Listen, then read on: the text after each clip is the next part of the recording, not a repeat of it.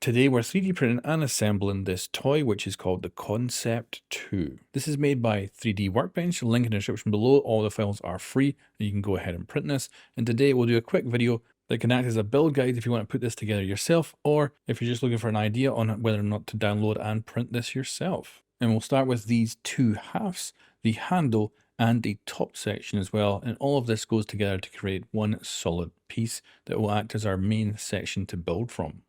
So we glue up the handle and our two main halves, place them all together, and attempt to keep the two halves lined up as best as possible. That's where our additional piece comes in, as it will help to keep everything aligned.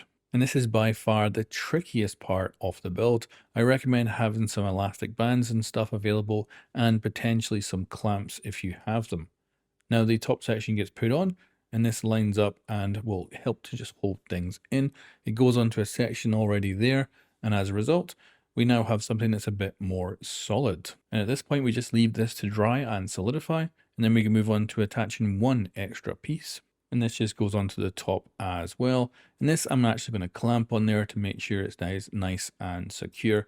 And this will help again with rigidity of this entire section. And then I've also put this piece in the bottom. Make sure you clean it up as much as possible, otherwise it's going to be a real pain in the ass to get it in there. And now we're on to almost the final part. So this section is going to go into this connector, and then you'll see it also connects to that red piece at the top as well. So that is our secure points. Now before we do that, I'm going to be putting this in, and I've also got a clamp ready to just hold it together once we start gluing up. So first of all, do a little bit of a test fit here. Make sure everything is spinning correctly, because you're not going to get access to this later. And you'll see that that red piece stays in as it pressure fits. Do not add any glue here because you want this to freely spin. And then add glue to the connector along with the top section as well.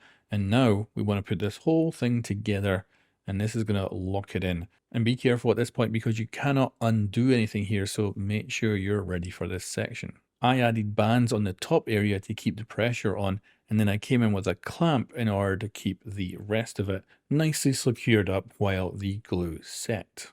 You can also check that the piece in the middle still spins freely at this point. And then the final piece gets added on the back. There's a little connector here which it goes onto, and that is it. You are complete. So I took off my bands, and here is the final piece.